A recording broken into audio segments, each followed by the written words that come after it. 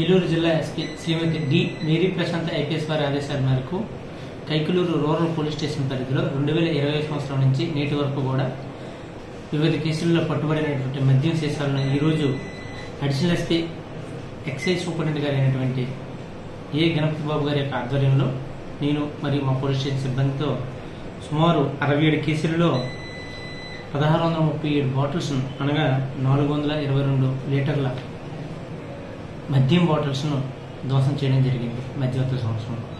Thank you.